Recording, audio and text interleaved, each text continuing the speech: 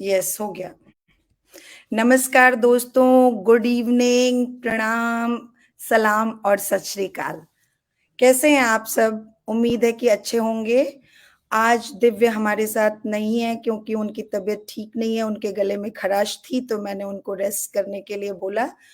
और जैसा कि मैंने आप सब लोगों से अपने क्वेश्चन के थ्रू पूछा था कि आप लोग किस टॉपिक पे बात करना चाहते हैं, तो मैंने सोचा कि एंटी मुलेरियन हार्मोन का जो टॉपिक है वो टॉपिक शायद मैं अकेले बेटर डील कर पाऊंगी। तो आज हम लोग टॉक शो ना करके मेरे पुराने वीडियोस के लाइन पे करने जा रहे हैं कि एंटी मुलेरियन हार्मोन या एएमएच क्या होता है। स्पेशली लो एएमएच को लेकर के लोगों के दिमाग में बहुत सारी भ्रांतियां हैं, अवधारणाएं हैं। आज हम अपने इस टॉक शो के माध्यम से कोशिश करेंगे कि मैं आपको बता सकूं कि एंटी मलेरियन हार्मोन क्या होता है, क्यों करते हैं, कितना नॉर्मल होना चाहिए, ये सारी चीजें। तो दोस्तों, जैसा मैंने बोला, अभी फुल फॉर्म तो मैंने बोल ही दिया। एएमएच मतलब एंटी मुलेरियन हार्मोन या मुलेरियन इनहिबिटिंग सब्सटेंस। आपको यहाँ मैं ये भी बताती चलूं कि इस पे मेरा एक पुराना video, 2 videos ovarian reserve testing के ऑलरेडी हैं फेसबुक के मेरे पेज पे। जिन लोगों ने वो ना देखा हो और अपने नए दर्शकों की डिमांड पे आज मैं दोबारा इस टॉपिक पे बात करने जा रही हूँ। क्योंकि कोई भी महिला जब किसी के पास जाती है, डॉक्टर के पास, स्पेशली इनफर्टिलिटी स्पेशलिस्ट के पास, तो वो उसको बताता है कि आपका एएमएच इतना है, अब आपको ये नहीं कर सकते। तो वो समझ नहीं पाती है कि आखिर ये एएमएच है क्यों, इसको इतनी ज्यादा इंपॉर्टेंस क्यों दी जा रही है। तो मेरे पास इनबॉक्स एक महिला है, उनका मैं नाम नहीं लेना चाहती हूँ। बहुत दिनों से मेरे से रोज पूछती हैं कि मैडम आपने मुझे आईवीएफ करने की सलाह दी है, मैं अभी आईवीएफ नहीं कराना चाहती हूँ, आखिर ऐसा क्यों? तो उनको मैंने यही सलाह दी थी कि आप मेरे पास आइए, फिर मैं आपको बताऊंगी। मैं किसी को भी मतलब ये नहीं कहती फोर्सफुली कि आप आईवीएफ कराइए। एज एन इनफर्टिलिटी स्पेशलिस्ट मैं आपको ये बताने की कोशिश करती हूँ कि आपके लिए बेस्ट क्या होगा। लेकिन मैं करती वही हूँ जिसके लिए आप अग्री करते हैं, क्योंकि प्रेगनेंसी आपको होनी है। जब तक आपका दिमाग पूरी तरह इसमें नहीं होगा, वो चीज हम लोग करके सफल नहीं हो पाएंगे। तो लौट के आते हैं एंटी मलेरियन हार्मोन पे। इसको मुलेरियन इनहिबिटिंग सब्सटेंस भी कहते हैं। बेसिकली ये एक केमिकल ग्लाइकोप्रोटीन है जो हमारी जेनाइटल सेल्स, हमारे शरीर में जो प्रजनन से रिलेटेड आदमी और औरत की कोशिकाएं हैं, उनमें ये निकलता है। ये आज से 20-25 साल पहले तक ये पता ही नहीं था कि इसका इस्तेमाल इतनी अच्छी तरह से औरत की प्रजनन क्षमता को जांच करने के लिए हो सकता है।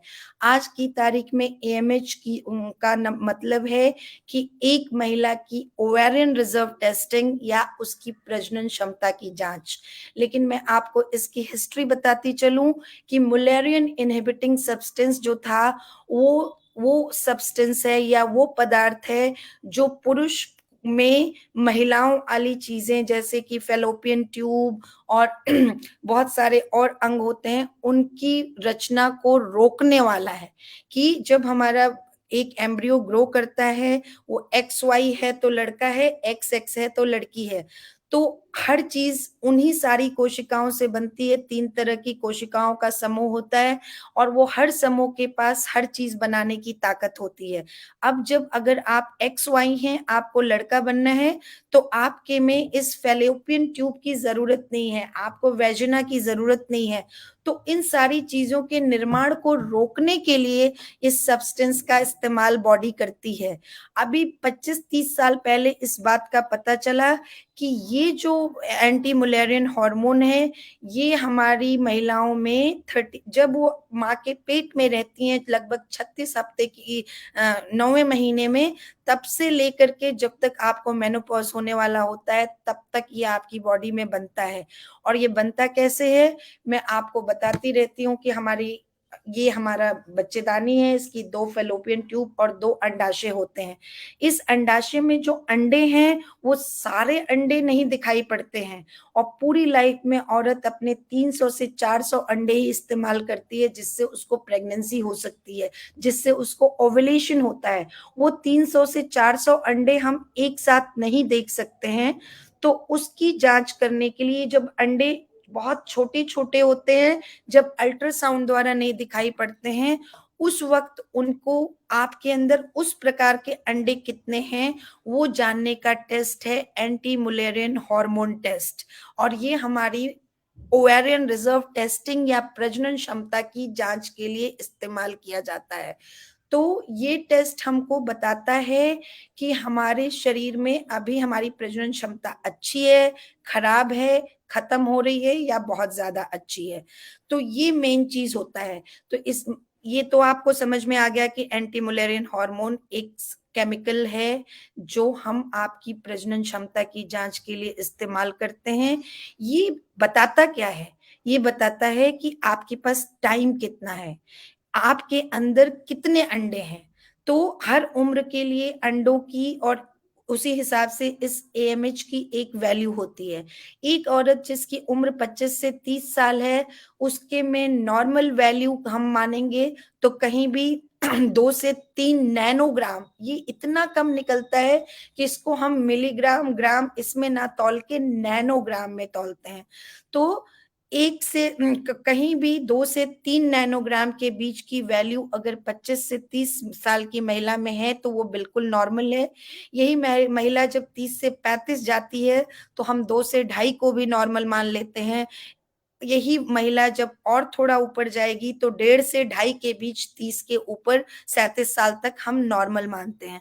अब मान लीजिए कि जैसे कोई महिला 30 साल के अंदर है और उसकी एंटी मुलेरियन हार्मोन की वैल्यू 2 से नीचे आ गई, स्पेशली 1.5 से नीचे आ गई, तो इसको हम लो एएमएच कहते हैं। लो एएमएच का मतलब क्या होता है? लो एएमएच का सिर्फ इतना मतलब होता है कि आपके पास समय कम है। ये आपके अंदर आपकी प्रजनन क्षमता का संख्यात्मक रिफ्लेक्शन है। सिर्फ ये आपकी क्वांटिटी बताता है आपके अंदर अंडे कितने हैं। ये बिल्कुल नहीं कहता है कि आप प्रेग्नेंट हो सकते हैं, नहीं हो सकते हैं, आपको नॉर्मल डिलीवरी हो सकती है, नहीं हो सकती है। ये सिर्फ वो टाइम फ्रेम बताता है। जिसके पास ज्यादा अंडे हैं वो 10 साल भी ट्राई कर सकता है, जिसके पास कम अंडे हैं उसको जल्दी बच्चा कर लेना चाहिए। सिर्फ इतना ही ये हार्मोन बताता है और इससे ज्यादा इसकी कोई वैल्यू नहीं होती है। तो यहाँ पे मैं आपको, जैसा मैंने बताया कि 30 साल से पहले कोई भी महिला जिसका 1.5 से 3 के बीच का नैनोग्राम पर मिलीलीटर, इसकी वैल्यू अगर आपकी रहती है 35 साल की उम्र के अंदर तो इसको हम नॉर्मल मानते हैं। ये 1.5 35 पे मैं बिल्कुल नॉर्मल मानूंगी। यही 1.5 नैनोग्राम अगर 25 साल की लड़की को होगा तो मैं कहूंगी कि तुम्हारा एएमएच कम है बेटा, तुमको ज्यादा लंबा टाइम बच्चा करने में नहीं लेना चाहिए, तुम्हें अपनी फैमिली जल्दी प्लान कर लेनी चाहिए। जैसे जैसे हमारी उम्र बढ़ती है, लगभग 40 के पास आने तक इसकी मात्रा 0.5 नैनोग्राम/ml या उससे नीचे हो जाती है। 42 साल 43 साल के बाद ये 0.00 में आ जाता है, मतलब हमारे अंदर अंडे खत्म हो गए। नॉर्मली एक महिला जो भारतीय है उसको मेनोपॉज या रजोनिवृत्ति 47 साल से 49 साल के बीच होती है और एक औरत की प्रजनन क्षमता उसके 10 से 12 साल पहले शून्य हो जाती है। तो ये एएमएच सिर्फ ये बताता है कि आपके अंदर संख्या क्या है अंडों की, जिससे आप प्रेग्नेंट हो सकते हैं, जिससे आप डिसाइड कर सके। दूसरा, लो एएमएच अगर आपकी उम्र से पहले हो रहा है तो हम उसके कारण ढूंढने की कोशिश करते हैं। बहुत सारे कारण नहीं पता है, कुछ बीमारियां हैं जैसे जेनेटिक हो सकता है, उसके अलावा ऑटो इम्यूनिटी, आपकी बॉडी आप ही की अंडों को खाना शुरू कर दे तो एक ऑटो इम्यूनिटी इसका रीजन है। और तीसरा देखा गया है कि क्रॉनिक इन्फेक्शन, आपकी बॉडी में कोई भी इन्फेक्शन जो लंबे टाइम तक चलता है, जैसे ट्यूबरक्लोसिस।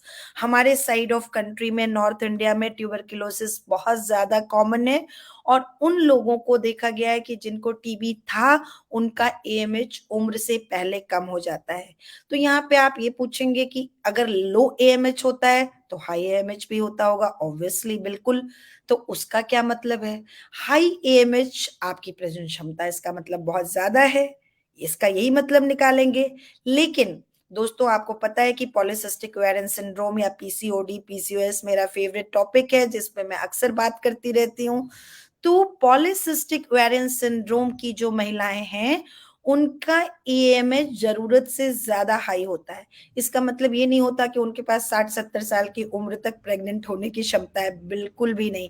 इसका मतलब ये है कि उनके ओवरी के जो अंडे हैं, नॉर्मल महिला से 75 गुना ज़्यादा ये हार्मोन प्रोड्यूस करते हैं। तो इसलिए उनका एंटी मुलेरियन हार्मोन का लेवल नॉर्मल महिलाओं से बहुत ज्यादा होता है और उनकी पीसीओडी की तीव्रता मैं एएमएच से देखती हूँ। मेरी क्लिनिक में जो लोग पॉलिसिस्टिक ओवेरियन डिजीज के पेशेंट हैं, उनके मैं कभी कभी 2 बार एएमएच टेस्ट करती हूँ 3 महीना ट्रीटमेंट देके, वो यही देखने के लिए कि ये एएमएच पे इस ट्रीटमेंट का क्या असर पड़ रहा है, कि उनकी कोशिकाओं का जो डिसरेगुलेशन है वो कम हुआ है कि नहीं। तो हाई एएमएच आपको बताता है पीसीओडी, कुछ तरह के ट्यूमर्स हैं जिनके बारे में मैं यहाँ जिक्र करना बिल्कुल जरूरी नहीं समझती हूँ। उन ट्यूमर्स में इनकी 1000 में रिपोर्ट होती है, वो अलग चीज होती है। तो जब हम आपको इनफर्टिलिटी का ट्रीटमेंट कर रहे हैं, उस वक्त हम आपके एएमएच की जांच आपकी प्रजनन क्षमता को जानने के लिए करते हैं, जिससे हम ये डिसाइड कर सकें कि हमको आपको हर देखिए, मैं जैसा ये चीज आपको बताती चलूं कि जो सब फर्टिलिटी या निसंतानता है, ये किसी तरह का मियादी बुखार नहीं है जिसका एक फिक्स कोर्स ऑफ ट्रीटमेंट हो कि मैंने 3 महीना आपका इलाज कर दिया, आपको बच्चा हो जाएगा। बहुत सारे पेशेंट, जिस आज ही मेरे पास एक पेशेंट आई थी जिसमें 8 साल से उसको बच्चा नहीं हो रहा था, जिस महीने उसने मुझे दिखाया वो उसी महीने प्रेग्नेंट हो गई। मैंने कुछ नहीं किया था, मैंने तो सिर्फ अभी टेस्ट लिख के एक फॉलिक एसिड दे के भेजा था। तो मैं उससे हंस रही थी और ये कह रही थी कि अगर तुम पहले ही आ गई होती, मेरी शक्ल देख के तुम प्रेग्नेंट हो गई होती। तो कोई कोई तो उसी साइकिल में प्रेग्नेंट हो जाता है, कोई अगली साइकिल में प्रेग्नेंट हो जाता है, किसी को एक एक डेढ़ डेढ़ दो दो साल लग जाते हैं। तो जब महिला पहली बार मेरे पास ट्रीटमेंट के लिए आती है, उसके उम्र के आधार पे हम उसकी प्रजनन क्षमता की जांच करते हैं। जिन लोग की शादी के 3 साल के अंदर हुए हैं, उम्र 25 से नीचे है और वो सिर्फ प्लान कर रहे हैं और बहुत स्मार्ट हो चुके हैं आजकल, प्री कंसेप्शन वो आ जाते हैं डॉक्टर के पास कि मैडम हम 3-4 महीने से ट्राई कर रहे हैं, बच्चा नहीं रुक रहा है, तो हम चाहते हैं कि हम अपना टेस्टिंग कर लें, देख लें हमारे में कोई प्रॉब्लम तो नहीं है। तो उनका एएमएच अगर उनकी उम्र 30 के नीचे होती है तो फर्स्ट 3 मंथ्स में मैं नहीं करती हूँ। इसी के ऑपोजिट कोई महिला जिसकी शादी के 5 साल या उससे ऊपर हो गए, वो बहुत जगह दवा लेके आ रही है, तो वो जब मेरे पास आती है तो मेरे को सबसे पहले ये डिसाइड करना होता है, वो ऑलरेडी बहुत दवाएं खा के आई है, कि अब मुझे नेक्स्ट ट्रीटमेंट इसको क्या प्लान करना चाहिए। तो उसके लिए मुझे जानना होगा इसके पास समय कितना है। उस समय को जानने के लिए मैं एंटी मुलेरियन हार्मोन का जांच करती हूँ। प्रजनन क्षमता की जांच ओवेरियन रिजर्व टेस्टिंग के 2 तरीके हैं। आज मैं एएमएच पे बात कर रही हूँ, दूसरे तरीका एएफसी है जो अल्ट्रासाउंड से होता है। एंट्रल फॉलिकुलर काउंट, उसके बारे में मैं बाद में बात करूंगी। तो एएमएच जब मैं देखती हूँ कि उसकी उम्र के हिसाब से उसका एएमएच ठीक है, तो मैं डिसाइड करती हूँ ठीक है, अगर वो चाहते हैं कि 2-3 बार हम नॉर्मल देख लें, नॉर्मल दवा दे करके सिर्फ और साथ रह के देख लें, वो हो गया तो ठीक है, वरना मैं वहीं पे उनको बता देती हूँ कि देखो भाई, तुम्हारी ये ठीक है तो हम 3-3 महीना हर स्टेप पे रुकेंगे, क्योंकि किसी एक स्टेप में 100% गारंटी नहीं है, टेस्ट ट्यूब बेबी द्वारा 100% गारंटी नहीं है कि सबको बच्चा हो जाएगा, उसी तरह से साथ रहने या आईयूआई से भी नहीं है। तो हर स्टेप पे हम थोड़ा थोड़ा टाइम देते हैं और वो टाइम हम इस एएमएच वैल्यू के अकॉर्डिंगली लेते हैं। किसी का एएमएच 3 है तो उससे मैं कहूंगी मैं 3 महीने तुम्हें दवा दे के देखूंगी, नहीं रुकेगा, अगले 3 महीने में मैं आईयूआई करके देखूंगी, उसमें नहीं रुकेगा, तब मैं या तो तुम्हारी दूरबीन जांच करूंगी या मैं तुम्हारा आईवीएफ करने की सलाह दूंगी। और इसी के ऑपोजिट किसी का 1.5 है तो मैं वो 1-1 महीना कर देती हूँ कि 1 महीना दवा के साथ देख लिया, 2 महीना आईयूआई के साथ देख लिया, नहीं हुआ तो अब अगर आपको अपने अंडे से बच्चा चाहिए तो आपको जाना चाहिए आईवीएफ के लिए, ऐसी मैं उनको सलाह देती हूँ। तो ये रोल है। उसके अलावा दूसरा, जिन लोगों का मैं आईयूआई और आईवीएफ करती हूँ, उन लोगों को किस खुराक में दवा दूं जिससे उनके अंदर, आईयूआई जब मैं करती हूँ तो मुझे 2 या 3 अंडे की जरूरत होती है, तो उनकी दवा की खुराक अलग रहेगी। इसके ऑपोजिट अगर मैं किसी का टेस्ट ट्यूब बेबी करने जा रही हूँ, तो टेस्ट ट्यूब बेबी में 8 से 10 अंडे बनाना मेरा एम होता है। और ईश्वर ने इंसान की प्रजनन क्षमता सबसे कम रखी हुई है, तो इस लेवल को पहुंचने के लिए मुझे बाहर से इंजेक्शंस लगाने पड़ते हैं आपको। उस इंजेक्शन की डोज मुझे डिसाइड करने के लिए एएमएच की जरूरत होती है।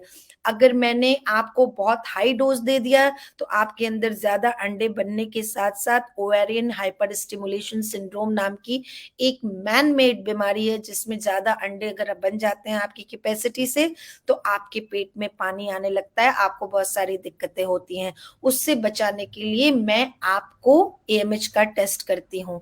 तो एएमएच का टेस्ट किया जाता है आपकी प्रजनन क्षमता की रेंज जानने के लिए, कितना दिन है आपके पास। दूसरा, आपको काउंसल करने के लिए, समझाने के लिए कि कौन सा ट्रीटमेंट आपके लिए बेस्ट होगा। तीसरा, आपने डिसाइड कर लिया कि इस ट्रीटमेंट में मुझे जाना है, तो मुझे किस खुराक में दवाइयां देनी है, उसके लिए मैं एंटी मुलेरियन टेस्ट, हार्मोन का टेस्ट करती हूँ। अब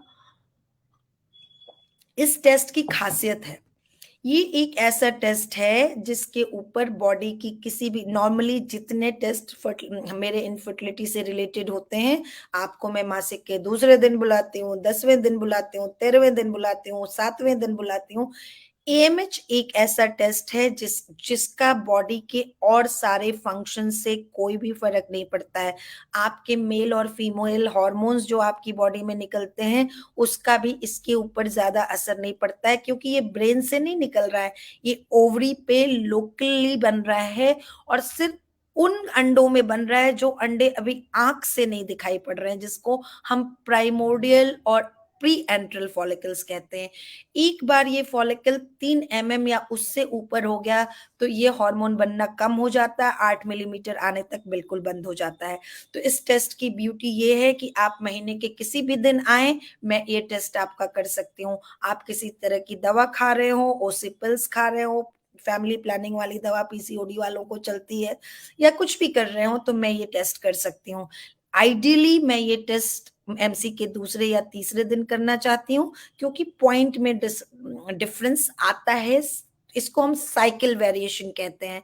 तो साइकिल वेरिएशन एएमएच के ऊपर नहीं होता है, लेकिन एएमएच आपकी सिर्फ क्वांटिटी बताता है अंडों की, कि आपके अंदर कितने अंडे हैं, उसकी क्वालिटी नहीं बताता है। ये कोई नहीं कह सकता कि आपका एएमएच लो है तो आप नॉर्मली प्रेग्नेंट नहीं हो सकते।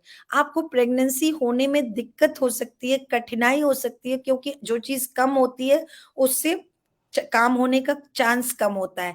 लेकिन आप कभी नेचुरली प्रेग्नेंट नहीं हो पाएंगे, ऐसा कोई आपको नहीं कह सकता है। तो अगली बार कोई आपसे कहता है आपका लो एएमएच है, आप तो मां नहीं बन सकती, तो प्लीज इस बात पे बिल्कुल यकीन नहीं करिएगा।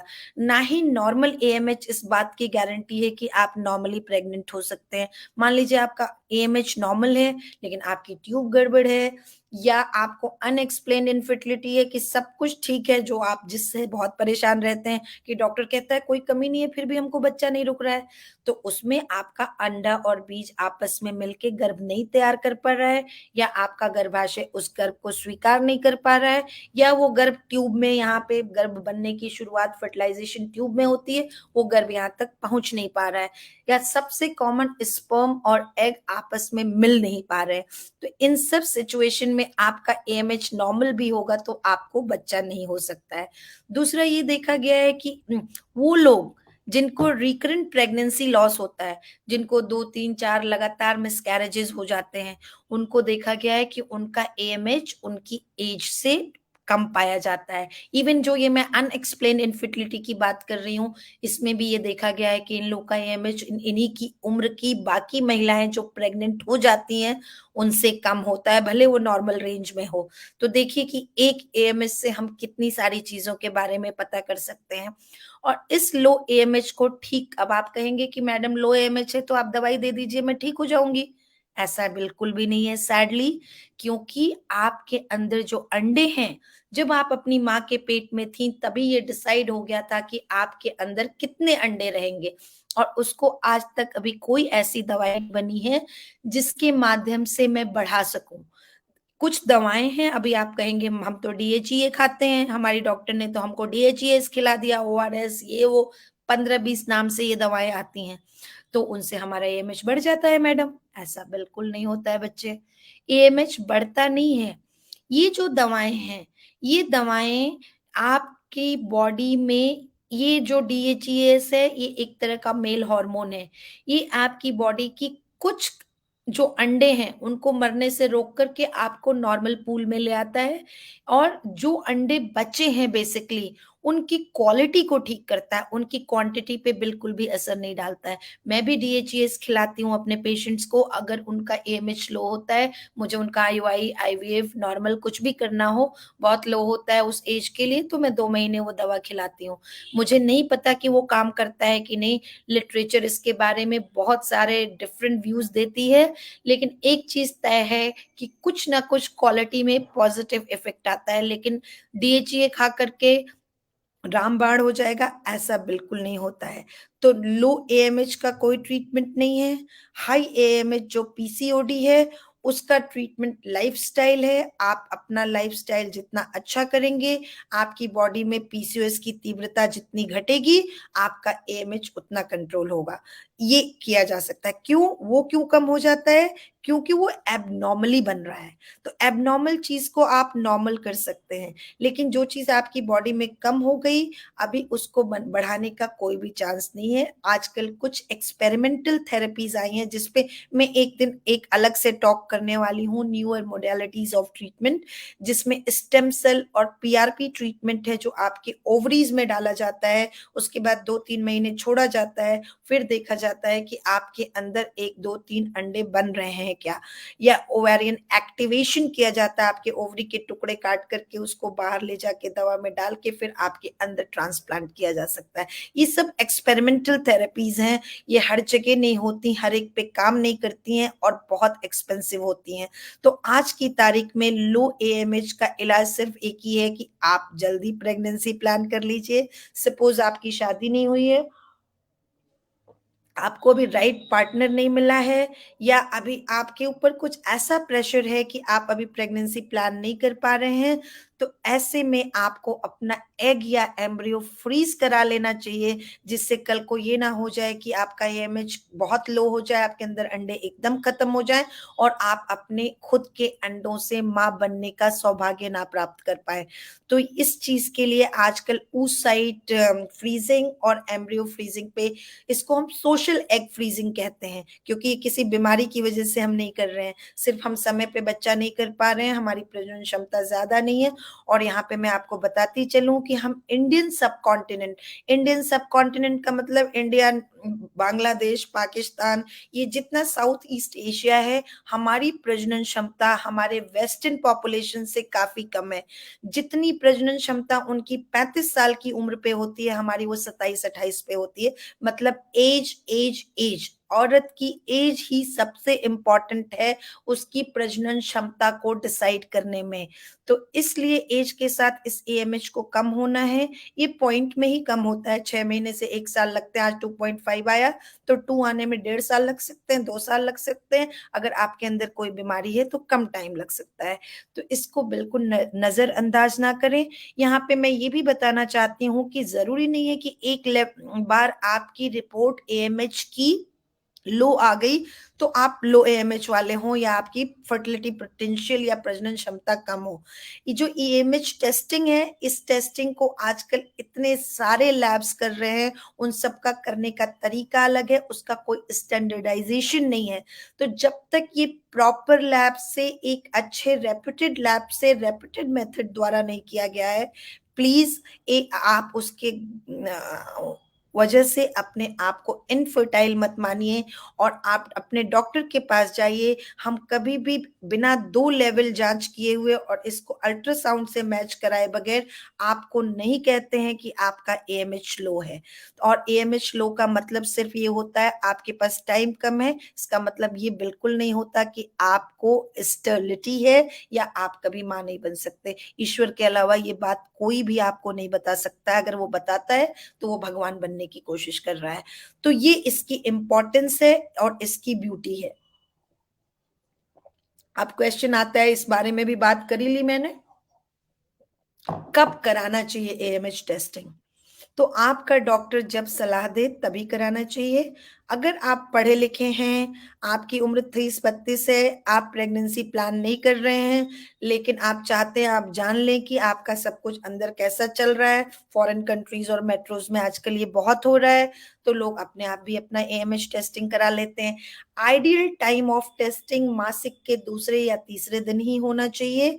आप ओरल पिल्स वगैरह बहुत लंबे टाइम से खा रहे हो तो 2-3 महीने के लिए छोड़ दीजिए तो ज्यादा अच्छा होता है।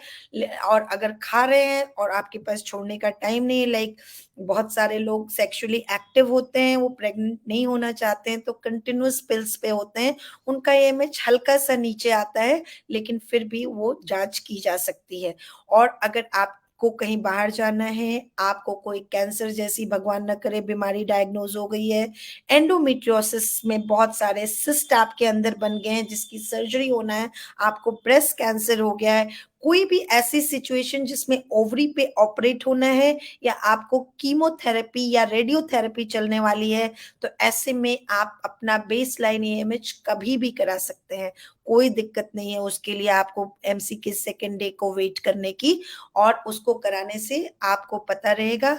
और एज अ फर्टिलिटी स्पेशलिस्ट मैं उन सारे डॉक्टरों से भी रिक्वेस्ट करती हूँ जो ऑन्कोलॉजी का ट्रीटमेंट करते हैं, जो जो लोग कैंसर का ट्रीटमेंट करते हैं, अगर महिला पुरुष को भी अगर अभी बच्चा नहीं हुआ है और उसको आगे वो ट्रीटेबल कैंसर है और हमारे पास 8-10 दिन का टाइम है, तो एक फर्टिलिटी स्पेशलिस्ट के पास भेजना चाहिए और उनसे ये जांच एएमएच करा के उनकी oocyte फ्रीजिंग या स्पर्म फ्रीजिंग जो भी जरूरत हो उसको करना चाहिए।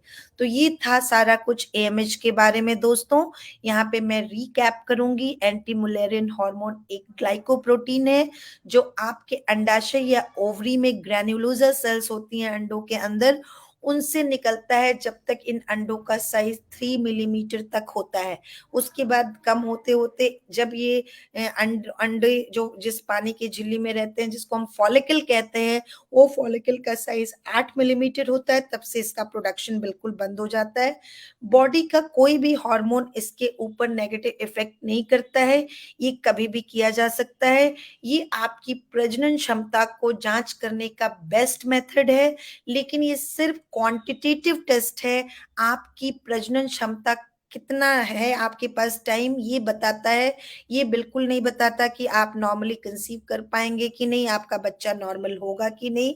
एएमएच लो हो जाता है उम्र से पहले, उन लोग कुछ लोगों में जेनेटिकली हो जाता है, कुछ लोग को ऑटो इम्यून डिजीज होती है तो हो जाता है, कुछ लोग को क्रॉनिक इन्फेक्शन लाइक ट्यूबरकुलोसिस या मम्प्स होता है तो हो जाता है। और उसके अलावा लो एएमएच में हमारे पास कोई दवाई नहीं है जिससे उसको हम बढ़ा सकें, सिवाय इसके कि हम जल्दी अपनी फैमिली प्लान कर सकें या अपने अंडे या गर्भ को टेस्ट ट्यूब बेबी द्वारा बना करके फ्रीज कर सके। नॉर्मल एएमएच रहने पे एएमएच टेस्टिंग हमें हेल्प करती है ये जानने में कि हमको कौन सी दवा किस डोज में देनी है, जिससे कि इस दवा का साइड इफेक्ट आपके ऊपर ना हो, अलोंग विद आपको मैक्सिमम रिजल्ट मिले। हम आईवीएफ करते हैं तो हमारा सारा डोज डिसाइड होता है आपके वेट, आपके एएमएच और आपके एज से। उसमें सबसे बड़ा हाथ एएमएच का होता है। हाई एएमएच के पेशेंट, पॉलीसिस्टिक ओवेरियन डिजीज और सिंड्रोम के पेशेंट्स को हाई एएमएच होता है, उन लोग के अंदर किसी भी दवा से हाइपर रिस्पॉन्स करने के चांसेस बहुत ज्यादा होते हैं। जितना ज्यादा एएमएच होता है उतना ज्यादा उस दवा से वो सेंसिटिव होते हैं, और उनको जो है दवाई का डोज हम बिना एएमएच की जांच किए बगैर करते नहीं हैं। और सॉरी मेरे फोन में कुछ प्रॉब्लम आ रही है, मैं अभी करती हूँ। और इसके अलावा एएमएच की जांच हम कोई भी कैंसर या ट्यूमर और एंडोमेट्रियोसिस का इलाज करते हैं उसके पहले बेसलाइन करते हैं, जिससे हम आपको सलाह दे सकें कि आप अपनी फर्टिलिटी को प्रिजर्व कर सके। एएमएच बढ़ाने के लिए कोई तरीका नहीं है, एएमएच की जांच महीने के किसी भी दिन की जा सकती है और उसके रिपोर्ट के आधार पर हमें जानकारी मिलती है कि हम किस तरह से आपका इलाज करें। उम्मीद है मैंने जो भी बातें एंटी मुलेरियन हार्मोन के बारे में बताई वो आपको समझ में आई होंगी। अगर आपका कोई भी क्वेश्चन है तो आप चैट लाइन में लिख सकते हैं और मैं उसका जवाब दे सकती हूँ। और अगर कोई चीज मिस हो गई हो तो आप मेरा 2 वीडियोस ऑलरेडी एएमएच में हैं, उनको देख करके उसमें से जान सकते हैं। और अगर आपको मेरा ये वीडियो पसंद आया हो तो इसे अपने दोस्तों, मित्रों और बाकी लोगों के साथ शेयर करना ना भूलें। हमारे चैनल को सब्सक्राइब करना ना भूलें और बेल आइकन दबाएं। आज दिव्य नहीं है तो उसकी जगह ये काम कर रही हूँ। और दोस्तों, सर्दियां बहुत बढ़ गई हैं और आप सब अपना पूरा ख्याल रखिए, ठंड से बचिए। वायरल फीवर, दो इट्स नॉट कोविड, लेकिन बहुत गंदे तरह के वायरल फीवर चल रहे हैं। मैं अपने प्रेग्नेंट पेशेंट से रिक्वेस्ट कर रही हूँ, और वो पेशेंट जो अंडर ट्रीटमेंट है, स्पेशली आईवीएफ के लिए ट्रीटमेंट ले रहे हैं, उनको सर्दी जुकाम से बचना चाहिए। और उन लोगों को जिनको वायरल हो रखा है उनसे दूर रहना चाहिए। मास्क लगा सके तो बहुत अच्छा है। मुझे पता है मास्क से सबको बहुत ज्यादा प्रॉब्लम होती है। और अपने को वार्म रखिए, अच्छे अच्छे खाने खाइए और एंजॉय करिए। अगले हफ्ते फिर मिलेंगे किसी एक और टॉपिक के साथ। तब तक के लिए गुड नाइट, शबा खैर, बाय बाय।